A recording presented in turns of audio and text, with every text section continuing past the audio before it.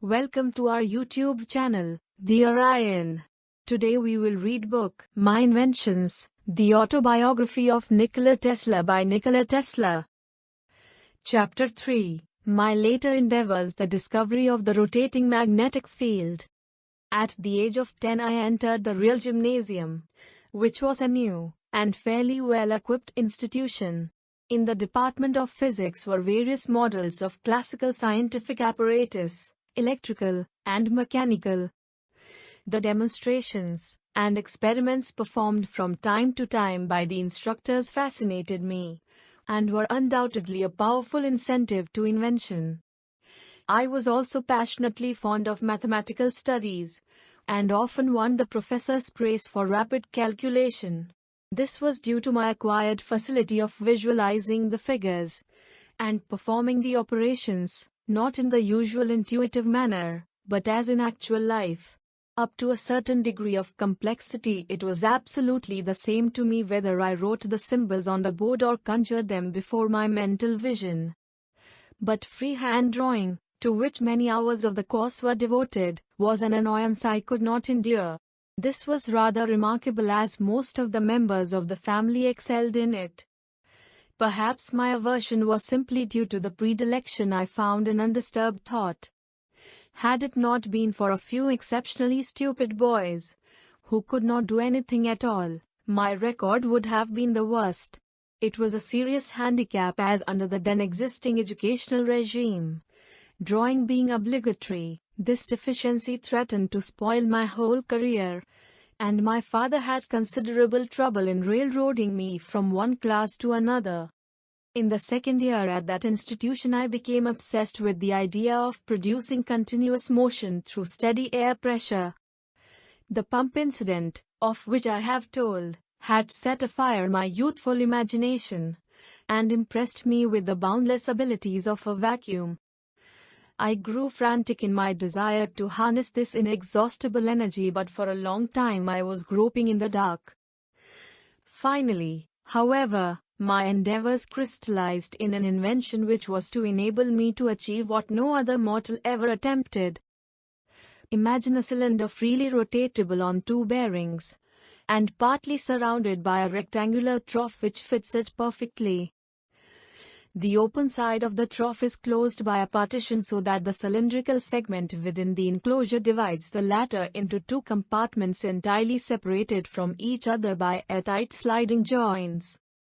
One of these compartments being sealed, and once for all exhausted, the other remaining open, a perpetual rotation of the cylinder would result, at least, I thought so. A wooden model was constructed, and fitted with infinite care. And when I applied the pump on one side, and actually observed that there was a tendency to turning, I was delirious with joy. Mechanical flight was the one thing I wanted to accomplish, although still under the discouraging recollection of a bad fall I sustained by jumping with an umbrella from the top of a building. Every day I used to transport myself through the air to distant regions, but could not understand just how I managed to do it. Now I had something concrete, a flying machine with nothing more than a rotating shaft, flapping wings, and a vacuum of unlimited power. From that time on I made my daily aerial excursions in a vehicle of comfort and luxury as might have befitted King Solomon. It took years before I understood that the atmospheric pressure acted at right angles to the surface of the cylinder, and that the slight rotary effort I observed was due to a leak. Though this knowledge came gradually, it gave me a painful shock. I had hardly completed my course at the real gymnasium when I was prostrated with a dangerous illness, or rather, a score of them, and my condition became so desperate that I was given up by physicians. During this period I was permitted to read constantly, obtaining books from the public library which had been neglected, and entrusted to me for classification of the works and preparation of the catalogues.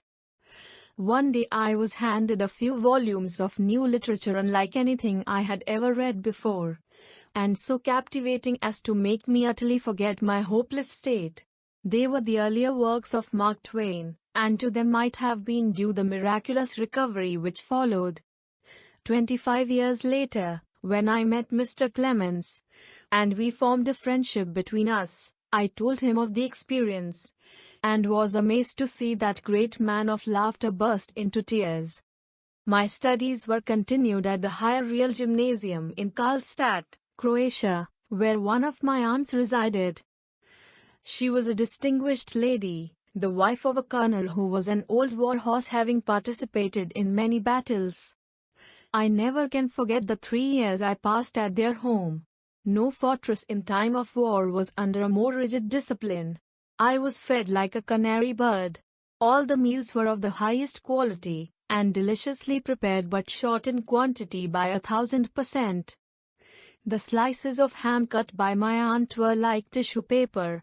When the colonel would put something substantial on my plate, she would snatch it away, and say excitedly to him, "Be careful, Nico is very delicate."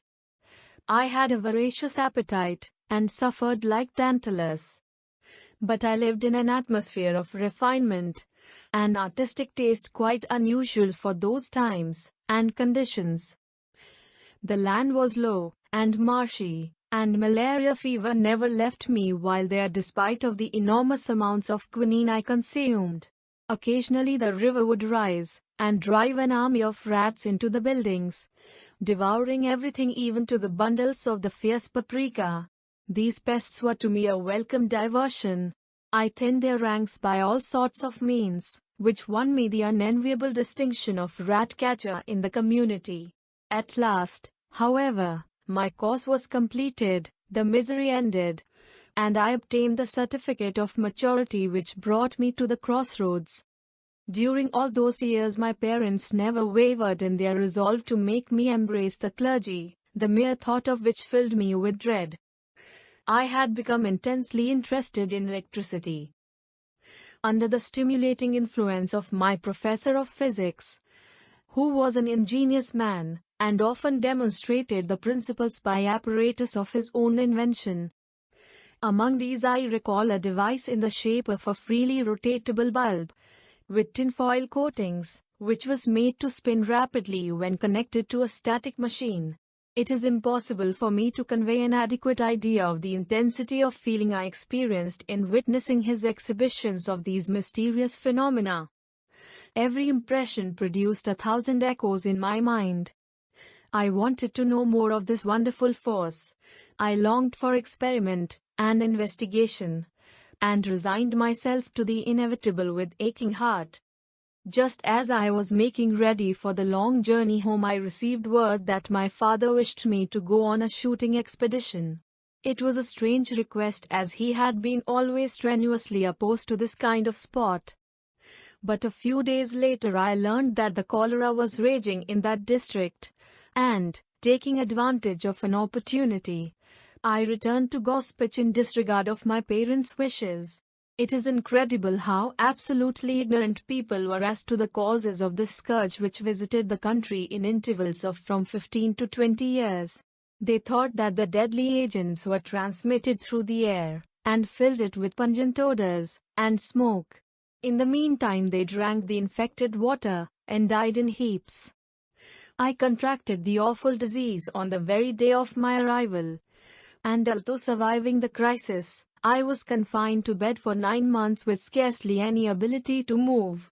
My energy was completely exhausted, and for the second time I found myself at death's door. In one of the sinking spells, which was thought to be the last, my father rushed into the room. I still see his pallid face as he tried to cheer me in tones belying his assurance. "Perhaps," I said, "I may get well if you will let me study engineering." "You will go to the best technical institution in the world," he solemnly replied, and I knew that he meant it. A heavy weight was lifted from my mind, but the relief would have come too late had it not been for a marvelous cure brought about through a bitter decoction of a peculiar bean. I came to life like another Lazarus, to the utter amazement of everybody. My father insisted that I spend a year in healthful physical outdoor exercises, to which I reluctantly consented. For most of this term I roamed in the mountains, loaded with a hunter's outfit, and a bundle of books, and this contact with nature made me stronger in body as well as in mind. I thought, and planned, and conceived many ideas almost as a rule delusive. The vision was clear enough, but the knowledge of principles was very limited. In one of my inventions I proposed to convey letters and packages across the seas through a submarine tube, in spherical containers of sufficient strength to resist the hydraulic pressure. The pumping plant, intended to force the water through the tube, was accurately figured and designed, and all other particulars carefully worked out. Only one trifling detail, of no consequence, was lightly dismissed. I assumed an arbitrary velocity of the water, and, what is more, took pleasure in making it high, thus arriving at a stupendous performance supported by faultless calculations. Subsequent reflections, however, on the resistance of pipes to fluid flow determined me to make this invention public property. Another one of my projects was to construct a ring around the equator which would, of course, float freely, and could be arrested in its spinning motion by reactionary forces, thus enabling travel at a rate of about 1,000 miles an hour, impracticable by rail. The reader will smile. The plan was difficult of execution, I will admit, but not nearly so bad as that of a well-known New York professor, who wanted to pump the air from the torrid to the temperate zones, entirely forgetful of the fact that the Lord had provided a gigantic machine for this very purpose. Still another scheme, far more important and attractive, was to derive power from the rotational energy of terrestrial bodies. I had discovered that objects on the Earth's surface, owing to the diurnal rotation of the globe, are carried by the same alternately in and against the direction of translatory movement. From this results a great change in momentum which could be utilized in the simplest imaginable manner to furnish motive effort in any habitable region of the world. I cannot find words to describe my disappointment when later I realized that I was in the predicament of Archimedes, who vainly sought for a fixed point in the universe. At the termination of my vacation I was sent to the Polytechnic School in Graz, Styria, which my father had chosen as one of the oldest and best reputed institutions. That was the moment I had eagerly awaited, and I began my studies under good auspices, and firmly resolved to succeed. My previous training was above the average, due to my father's teaching and opportunities afforded. I had acquired the knowledge of a number of languages, and waded through the books of several libraries, picking up information more or less useful. Then again, for the first time, I could choose my subjects as I liked, and freehand drawing was to bother me no more. I had made up my mind to give my parents a surprise, and during the whole first year I regularly started my work at 3 o'clock in the morning, and continued until 11 at night, no Sundays or holidays excepted. As most of my fellow students took things easily, naturally enough I eclipsed all records. In the course of that year I passed through 9 exams, and the professors thought I deserved more than the highest qualifications. Armed with their flattering certificates, I went home for a short rest, expecting a triumph, and was mortified when my father made light of these hard-won honors. That almost killed my ambition, but later, after he had died, I was pained to find a package of letters which the professors had written him to the effect that unless he took me away from the institution I would be killed through overwork. Thereafter I devoted myself chiefly to physics, mechanics, and mathematical studies, spending the hours of leisure in the libraries. I had a veritable mania for finishing whatever I began, which often got me into difficulties. On one occasion I started to read the works of Voltaire when I learned, to my dismay, that there were close on 100 large volumes in small print which that monster had written while drinking 72 cups of black coffee per diem. It had to be done, but when I laid aside the last book I was very glad, and said, "Never more." My first year's showing had won me the appreciation and friendship of several professors. Among these were Professor Rogner, who was teaching arithmetical subjects and geometry, Professor Pascal, who held the chair of theoretical and experimental physics, and Dr. Alley, who taught integral calculus and specialized in differential equations. This scientist was the most brilliant lecturer to whom I ever listened. He took a special interest in my progress, and would frequently remain for an hour or two in the lecture room, giving me problems to solve, in which I delighted. To him I explained a flying machine I had conceived, not an illusionary invention, but one based on sound, scientific principles, which has become realizable through my turbine, and will soon be given to the world. Both Professors Rogner and Pascal were curious men. The former had peculiar ways of expressing himself, and whenever he did so there was a riot, followed by a long and embarrassing pause. Professor Pascal was a methodical and thoroughly grounded German. He had enormous feet and hands like the paws of a bear, but all of his experiments were skillfully performed with lock-like precision and without a miss. It was in the second year of my studies that we received a Gram dynamo from Paris, having the horseshoe form of a laminated field magnet and a wire-wound armature with a commutator. It was connected up, and various effects of the currents were shown. While Professor Pascal was making demonstrations, running the machine as a motor, the brushes gave trouble, sparking badly, and I observed that it might be possible to operate a motor without these appliances. But he declared that it could not be done, and did me the honor of delivering a lecture on the subject, at the conclusion of which he remarked, "Mr. Tesla may accomplish great things, but he certainly never will do this. It would be equivalent to converting a steadily pulling force, like that of gravity, into a rotary effort. It is a perpetual motion scheme, an impossible idea. But instinct is something which transcends knowledge. We have, undoubtedly, certain finer fibers that enable us to perceive truths when logical deduction, or any other willful effort of the brain, is futile."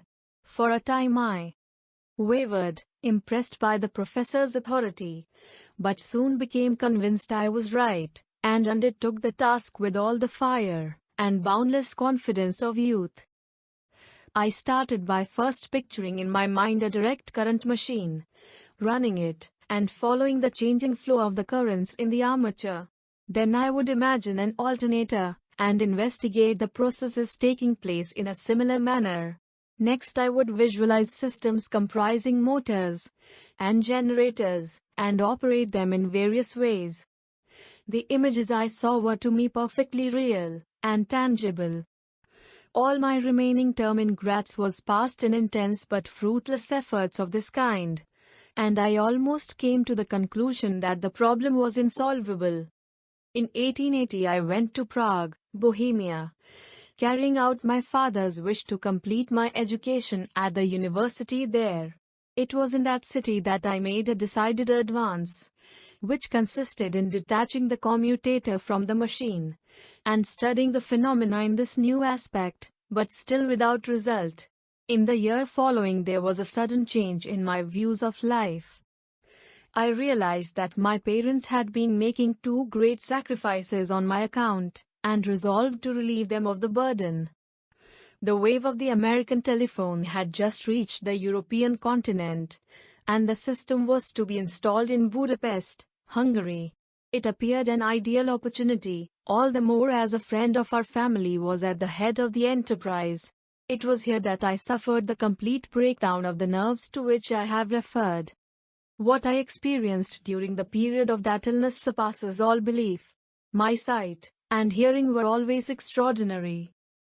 I could clearly discern objects in the distance when others saw no trace of them. Several times in my boyhood I saved the houses of our neighbors from fire by hearing the faint crackling sounds which did not disturb their sleep, and calling for help.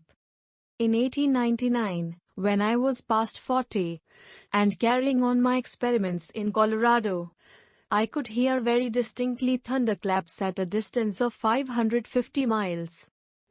The limit of audition for my young assistants was scarcely more than 150 miles.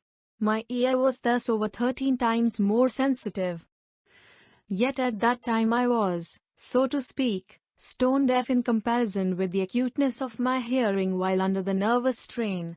In Budapest I could hear the ticking of a watch with 3 rooms between me and the timepiece. A fly lighting on a table in the room would cause a dull thud in my ear. A carriage passing at a distance of a few miles fairly shook my whole body. The whistle of a locomotive 20 or 30 miles away made the bench or chair on which I sat vibrate so strongly that the pain was unbearable. The ground under my feet trembled continuously. I had to support my bed on rubber cushions to get any rest at all. The roaring noises from near and far often produced the effect of spoken words which would have frightened me had I not been able to resolve them into their accidental components.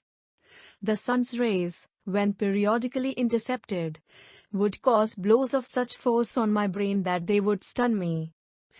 I had to summon all my willpower to pass under a bridge or other structure as I experienced a crushing pressure on the skull. In the dark I had the sense of a bat, and could detect the presence of an object at a distance of 12 feet by a peculiar creepy sensation on the forehead. My pulse varied from a few to 260 beats, and all the tissues of the body quivered with twitchings and tremors which was perhaps the hardest to bear. A renowned physician who gave me daily large doses of bromide of potassium pronounced my malady unique and incurable. It is my eternal regret that I was not under the observation of experts in physiology and psychology at that time. I clung desperately to life, but never expected to recover. Can anyone believe that so hopeless a physical wreck could ever be transformed into a man of astonishing strength and tenacity, able to work 38 years almost without a day's interruption, and find himself still strong and fresh in body and mind? Such is my case. A powerful desire to live and to continue the work, and the assistance of a devoted friend and athlete accomplished the wonder. My health returned, and with it the vigor of mind. In attacking the problem again, I almost regretted that the struggle was soon to end. I had so much energy to spare. When I undertook the task, it was not with a resolve such as men often make. With me it was a sacred vow, a question of life and death. I knew that I would perish if I failed. Now I felt that the battle was won. Back in the deep recesses of the brain was the solution, but I could not yet give it outward expression. One afternoon, which is ever present in my recollection, I was enjoying a walk with my friend in the city park, and reciting poetry. At that age I knew entire books by heart, word for word. One of these was Goethe's Faust. The sun was just setting, and reminded me of the glorious passage. Sie ruckt und du weißt, der Tag ist überlebt. Dort eilt sie hin und fordert neues Leben. Oh, das kein Flügel mich vom Boden hat. Ihr nach und du immer nach zu streben. Ein schöner Traum indessen sie entweicht. Ach, zu des Geists Flügeln wird so leicht. Kein körperlicher Flügel sich gesellen. The glow retreats, done is the day of toil. It yonder hastes, new fields of life exploring. Ah, that no wing can lift me from the soil. Upon its track to follow soaring. A glorious dream, though now the glories fade. Alas, the wings that lift the mind no aid of wings to lift the body can bequeath me.